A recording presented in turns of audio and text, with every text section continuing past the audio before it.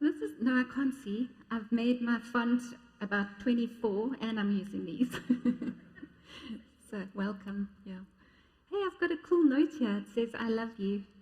Thank you, love. So, I thought that I would dive straight into a scripture, just so that God would calm my nerves.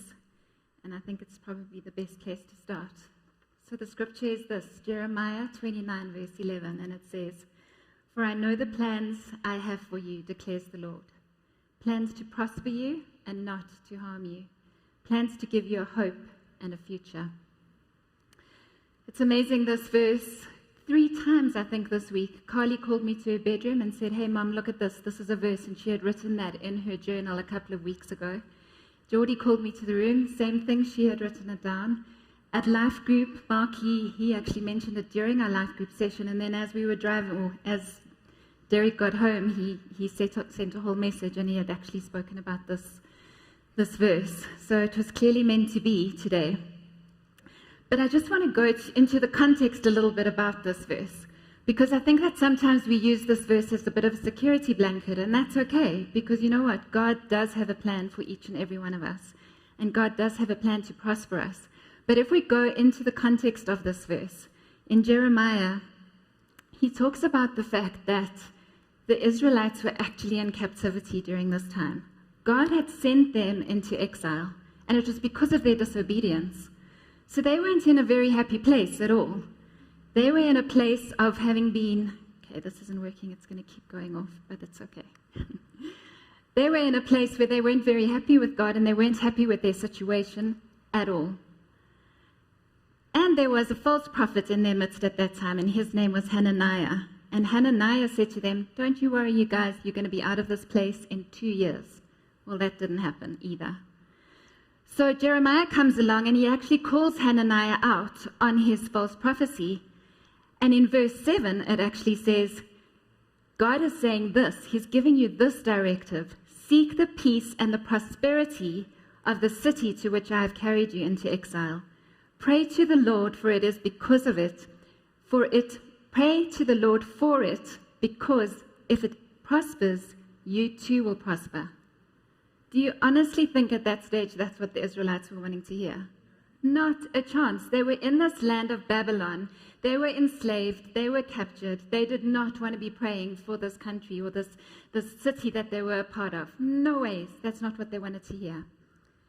But they were told by God to pray for that land. In verse 10, that's not all. Forget about the 2 years, now you're going to be set free.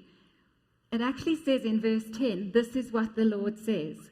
When 70 years are completed for Babylon, I will come to you and fulfill my good promise to bring you back to this place. 70 years, you guys. This generation of Israelites in this place were possibly not going to see the promised land. And yet, in verse 11, God says, I have a plan to prosper you, not to harm you. You will prosper. There is a hope. Sometimes the hope needs to be in the struggle that we're sitting in the brokenness and in the pain. But to always remember that God still has a hope and still has a plan. So I'm going to be speaking, I wanted to just, Mary DeMuth says this. She's a blogger and an author, and she says, yes, of course God knows the plan he has for us, and ultimately he will give us a glorious future. But as we walk out our lives on this crazy earth, let's remember that the best growth comes through persevering through trials, not escaping them entirely. And when we learn perseverance, we find surprising joy. So today I'm speaking about brokenness, and I'm going to be sharing a little bit of my own story.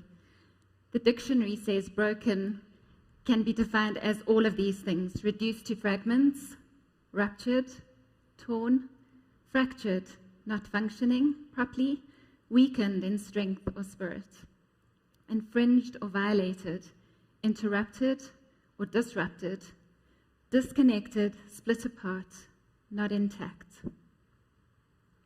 and ruined or bankrupt, as in broken fortune. So I'm going to start my story but I'm just feeling like I need to call this man up just very quickly. Yes, you. I want to honor my husband, Bruce.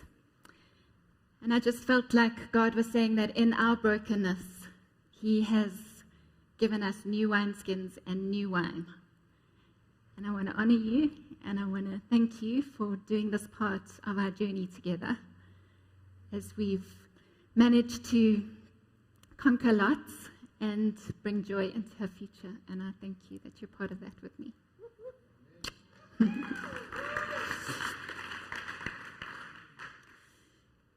I also want to say that even though this is my story of brokenness, there was such joy walking in here this morning. And as much as I've cried over this preach, and yesterday I was in tears and I was going, God, it's not because I haven't dealt with all of this, but it was just coming out and it was, and it's not trying to just as well. I was on my own yesterday. But there's so much joy in this preach. And so I'm really praying that that would be the thing that comes out. That's what you will hear me ultimately speaking about, is that in brokenness there is so much joy. Like that song that I'd asked Bron and Bruce to sing, there is so much joy in our mourning.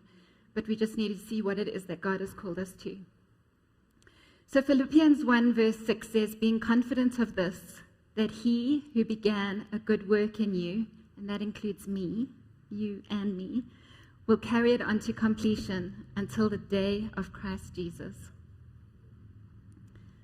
The glasses go on and off and on and off. Okay, so to start with my story a little bit, I was born, as Paulie said, in Witbank, very many years ago. And I was born into a family that was full of hope. My family was perfect. It was my dad, and my dad at that stage was working at a big iron and steel plant called Highveld Steel. He was a mechanical engineer, and he was in his early 30s, and word had it that he was even on his way to become managing director of this plant. He was very gifted and very amazing in who he was. And my mum, at that stage, was a Christian. She always told us stories about how her granny prayed for her, and she became a Christian, and she was very involved in the church, little Methodist church in Witbank at that stage. She was running play hour, it was called, with the kiddies and ambassadors. And the other thing that she was really good at was she would work at a cripple care center. I'm sure that's not the politically correct word to use these days, but it was called cripple care. And she had an amazing gift to work with people that were mentally and physically challenged.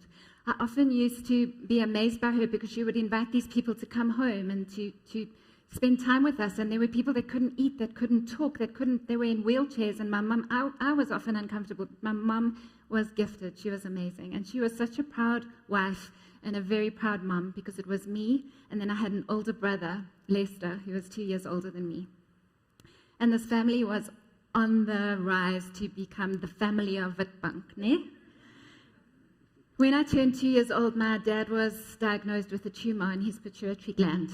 I'm going to just ask for forgiveness now if I do cry a bit, okay? But he was diagnosed with this tumor, and as little as I was, I think I was aware of the fact that our life was rupturing just a little bit, that this family was breaking just a little bit.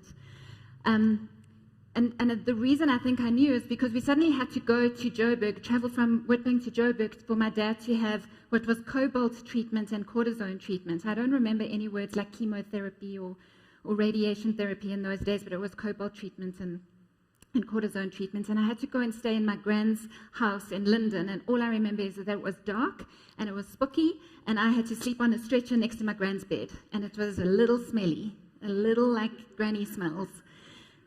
And I remember having to journey and make this journey to Johannesburg, and I think that's how I knew that things had changed suddenly. My life wasn't going to be the same. My dad was also, because of all of the treatments, he was also declared impotent. So the fact that I had a baby brother that was born was nothing short of a miracle. It was huge joy in our household. I'm 8 years older than my brother. And I remember the day that my dad fetched me from school, and he was chatting to whoever, the teachers or whatever, in the quad, because obviously this excitement and joy was there. And I remember him looking across at me in my classroom and saying, "Leisha, it's a boy." And me just feeling like my world was, I just had this baby brother that I could love. 8 months later, after my baby brother was born, my dad passed away. and it wasn't the cancer. A crazy thing happened where he was taking some international guests around the iron and steel plant, and we still don't really know, but word had it that one of these big iron and steel furnaces was going to explode.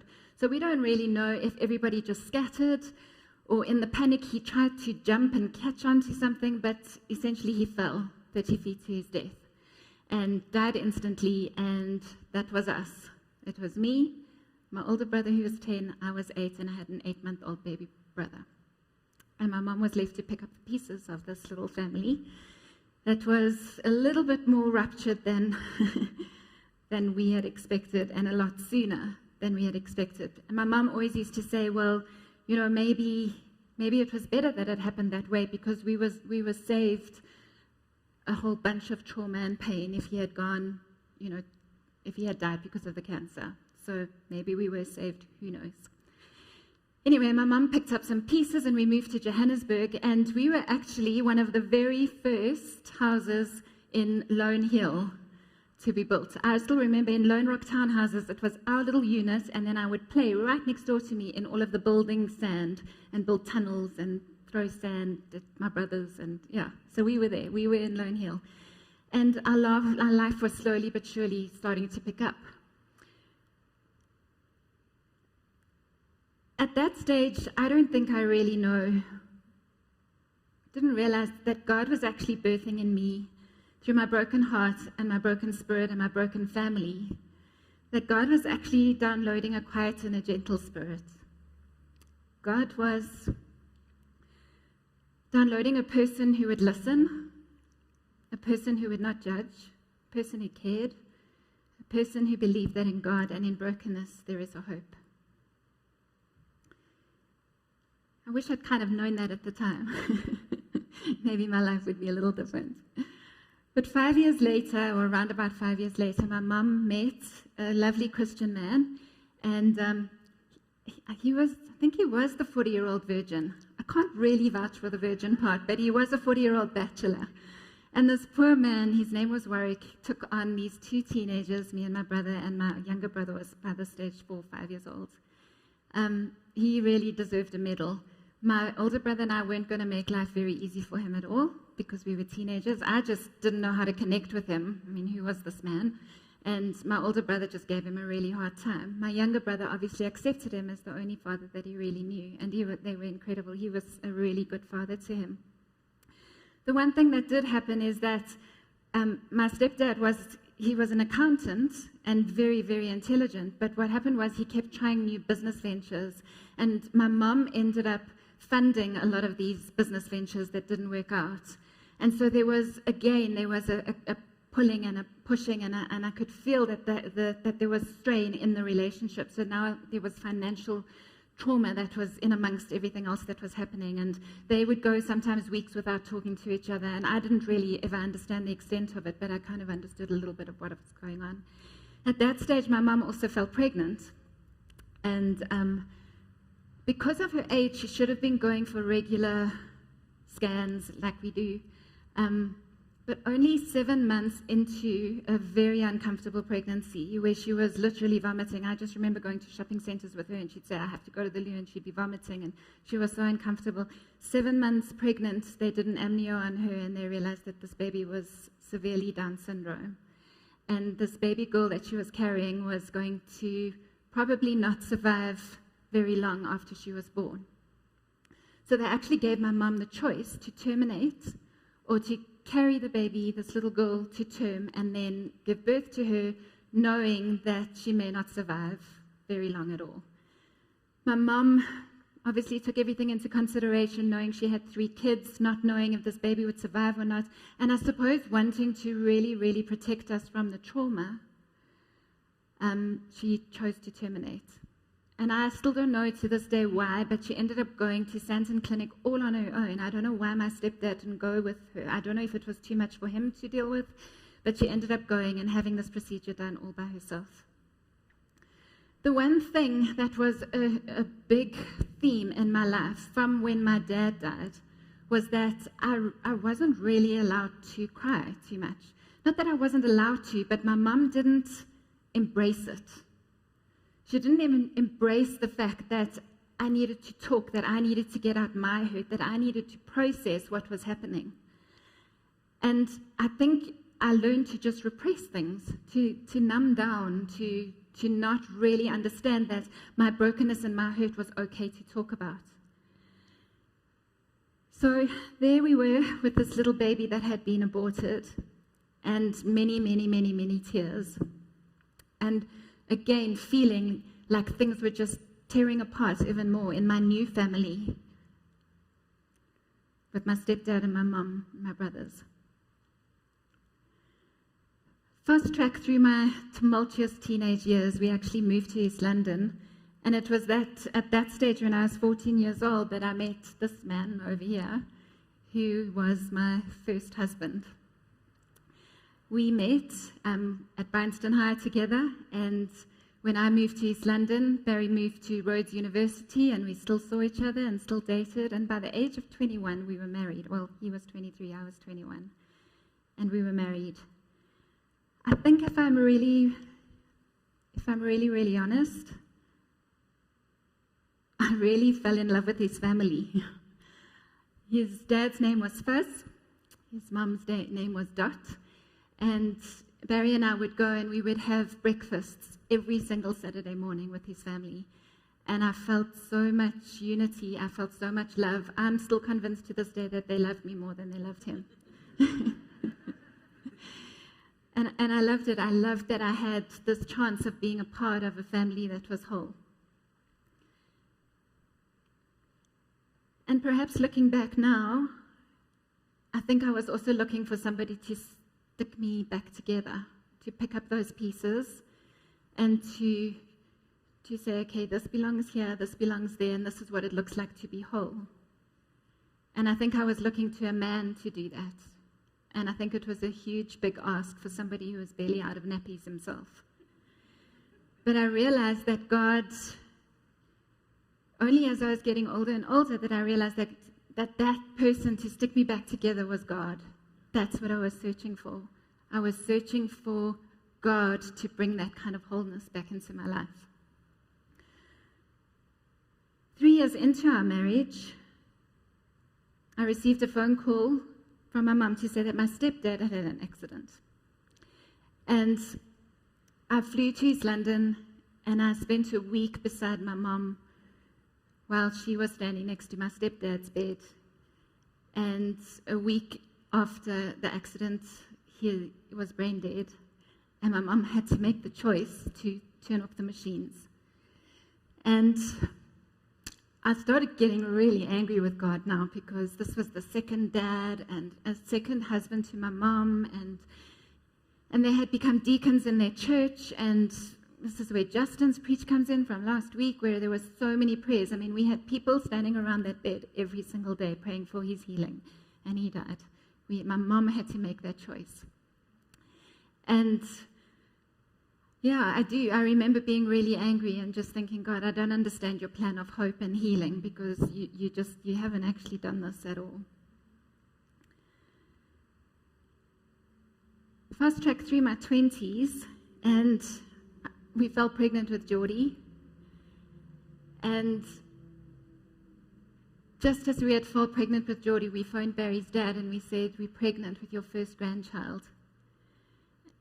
And only a few months after that, we had a phone call to say that Fuzz had an embolism and he passed away too. To be really honest with you, I feel I couldn't remember. I couldn't remember going back to that day. I can't remember how we did the memorial service. I remember seeing him in hospital just before he passed away, but I feel like I was numb. I don't know how to put that part of my story into a picture. But I do think that at that stage I was numbing out to death. This was now my third father, and I loved him. In fact, a special story about Fuzzy is that we were both January babies, and he used to live in River Club, and he had this beautiful pond that his pride and joy, and he had a lily, a water lily, that only bloomed on my birthday every single year. It was incredible. And he would phone me and say, your lily's blooming. And it was just this thing that we had, and I loved that. Just thought of that now, sorry. So there was my third father, and I didn't understand what God was doing. So then we had Geordie, and then we had Carly, and I have to admit that they're the most exceptional human beings on this earth. Despite my brokenness, despite the messes up that I've made, and the crazy life story of my own brokenness, they are pretty amazing.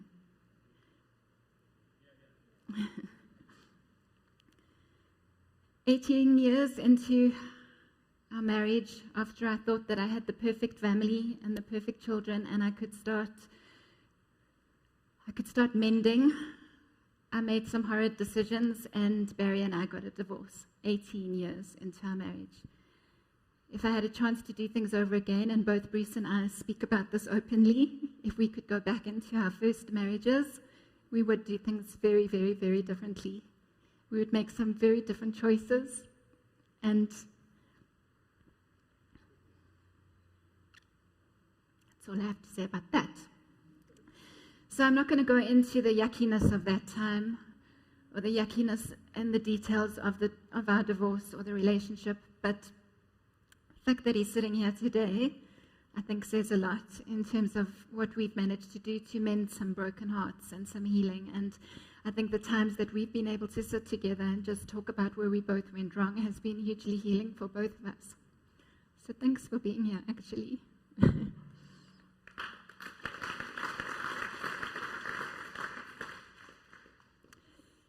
God was going to complete this work that he had started in me, no matter what. In that same year that my divorce was finalized,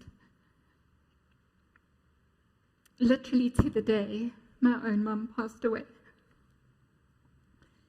It's also still a bit of a haze for me, and I realized that just as my mum had taught me to not cry too much, or in protecting me, didn't want me to go into the pain of it, Geordie even said to me this week, Mum, I've still got so many questions about Granny's death, and I didn't process that well with them even.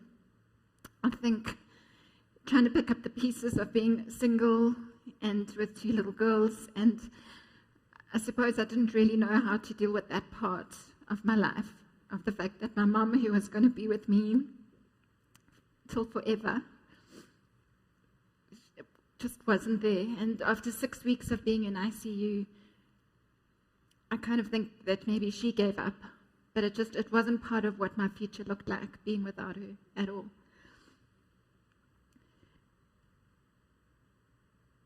And about a year later, or 2 years, I can't remember the timelines now, Barry's mum was diagnosed with Parkinson's and dementia, and she too died.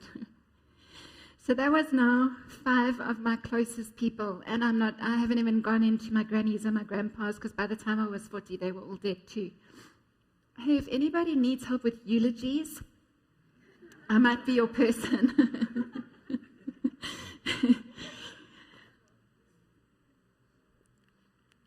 I had to lift the mood there a little bit, sorry guys. Broken, fragmented, split apart, ruptured, disconnected, interrupted, and weakened in my strength and in my spirit.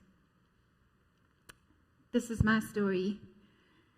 The story of cancer, death, abortion, financial trauma, relational pain, death again, divorce, separation from family, death again. But you know what was slowly being birthed in me? Through my broken heart, my broken spirit, my broken family, God was downloading a quiet and a gentle spirit. A person who would listen, a person who would not judge, a person who cared, a person who could create a safe place for others, to lay down their burdens, a person who believed that in God and in brokenness there is hope. That work that God had begun in me, he would carry it on to completion. Every last little detail. All the finishing touches. I had some pretty dark places that I had shut away and locked up because I had no clue how to process it. I had no one really to process it with it. As I said, my mom really just didn't really want us to go there, and I think it was her way of protecting us. of not wanting us to hurt more than what we needed to. And I respect her for that. But I started to identify with that little girl that was fatherless. I started to identify with the little girl who didn't actually have a voice. And it wasn't safe to share who I was, especially not to the people that I loved, because I'd be an extra burden on them. And the enemy wanted me to identify with that person, with the fatherless, with the little girl who had no voice, that had to go and cry in her bedroom if she cried at all. And he wanted me to numb down and numb down and numb down. So I learned not to share my voice, and I ensured that I would not be noticed. But an incredible thing happened, and I met with God. And he was certainly not going to let go of that work that he had started in me. So I'm not standing here for 1 minute thinking that my story of brokenness is the worst story out there, and I'm pretty sure that there are other people that are sitting here today that have got stories that would make us really shudder and feel so much pain and empathy. But I just want you to think about your own brokenness right now. You may be sitting in brokenness. It may also be part of your history. But what is that brokenness dictated in your life? How is it that you are living out your life right now because of the brokenness? For me, it was to numb down, dumb down, not show up, not believe that I could actually have a voice and an opinion. Do you know that I asked Barry on Friday when he came to fetch Carly why it was he was coming to the preach, and he said to me, Leisha, you've always wanted to do this, but you never showed up. And I'm actually coming because I'm curious. So what is that brokenness dictating for you? What is the thing that is keeping you dumbed down and numbed down?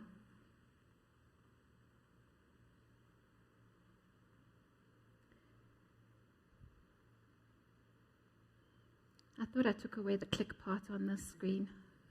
Sorry. For me, it was not having a voice, not seeing my own value, not seeing that I could contribute to people, and not actually understanding that what I had to say was important. What is it for you? For some of you, it may be anger. That close companion that you keep by your side, that is so reliable to fall back on. What is that close companion for you? It could be anger because life is not perfect. Every single time you look at stepping out, you think, I can't do it because I'm not going to be perfect enough. And you have this critical voice in your head saying, I can't do it, and it makes you angry on the inside. But what is God saying? Maybe it's your pride and your own shame. Maybe it is that you don't think that you need help. Maybe that's the very thing that is actually driving you, and actually God is wanting you to go, hold on a minute. I want you to be proud, but because of me, not because of you. So what is God saying in your pride? What is God saying in your need to perform? Because maybe every time you're triggered, you think, no, it's fine. I can just fall back on the fact that I can perform well. And your image gets in the way, and there's a little bit of vanity that comes into play because it's about you. It's not about what God is doing in you. But what is God saying?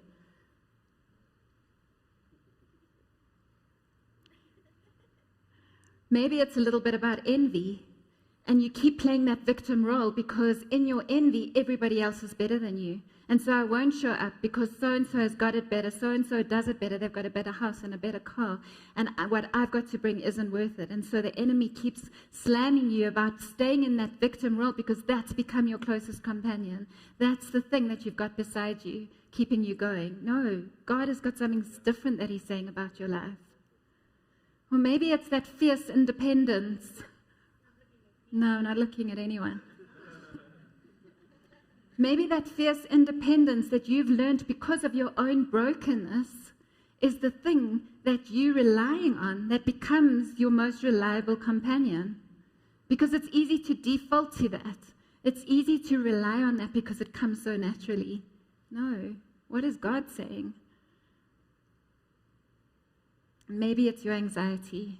Maybe your anxiety that you wake up with every single morning is the thing that drives you, and you actually don't want to let it go because without your anxiety, you don't even know who you are. And so you rely on that anxiety to be alive, even though you're not trusting in yourself and you're not trusting in anybody else, you're not trusting in the world. So the anxiety feeds you. What is God saying? What is God saying about the fact that you don't need to have that anxiety to be whole? That is not your closest companion, as much as it feels like that's who you are. And maybe there's a little bit of gluttony in your life, and I don't mean just food, although it can be food, but maybe you're wanting to just step out and experience the world out there because, you know what? What's happening on the inside of you is too scary to stay in that place, and that might just trap you forever. And so being busy and grabbing onto everything that is out there externally is the thing that keeps you going, and it becomes part of your identity because what's in me is just, it may be too hard to stay in this place, and I don't want to be trapped. But what is God saying? God is saying that you are healed from that and you can be present. You can be present to the people who need you, who need that true you, that person that I have put into you. And the same with control. I think this is a big one, and I think a lot of people have felt this during COVID. What is that thing that has triggered in you during COVID? Has it been that sense of control? I am not in control, and people are trying to control me at the same time, and people have been glitching because they've been so reliant on feeling like they are in control. What does God say? God is saying, give up that control. I am the one that is in control.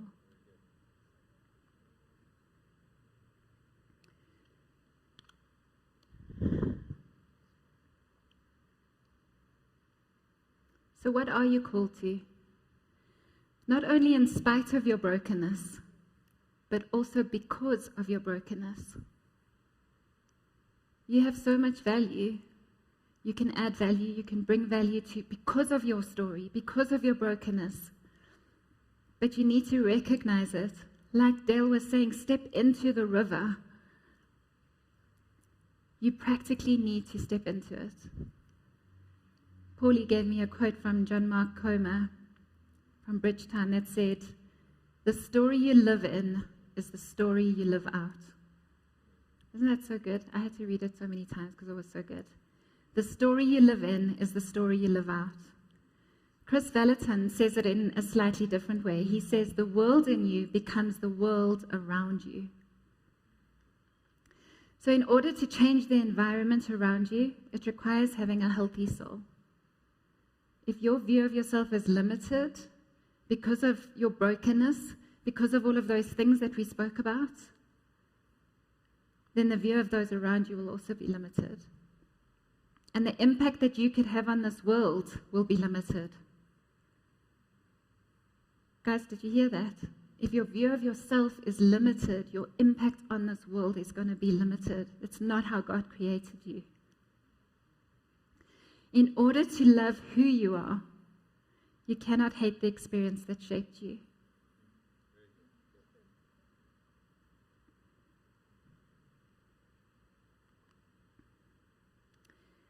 I'm not sure where I got this from, but it says, consider for a moment that what you call your personality is actually just a composite of habits and behavioral patterns you develop to cope with trauma. Now ask yourself, who am I outside of my pain? Who would I be if I stopped living life as a product of my story? I know two things. I know this. I just have to say that when I was prepping for this, I thought my usual thing would be to say, and I only actually know two things. I don't know much more than that, but this is my new story now. I know more than just these two things, okay?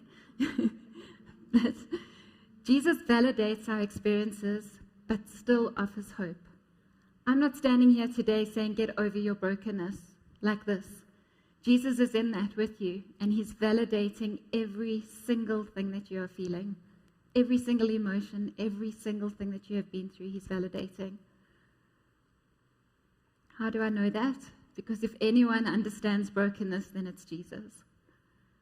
He understands rejection, betrayal, loss, rejection, and he even experienced death on the cross for us. In Isaiah 49, 15 and 16, it said, I could never, no, never forget you. Can't you see? I have carved you your name on the palms of my hands. God has not forgotten you in your pain and in your brokenness. Jesus understands. And brokenness can actually be the time for God to prove his glory.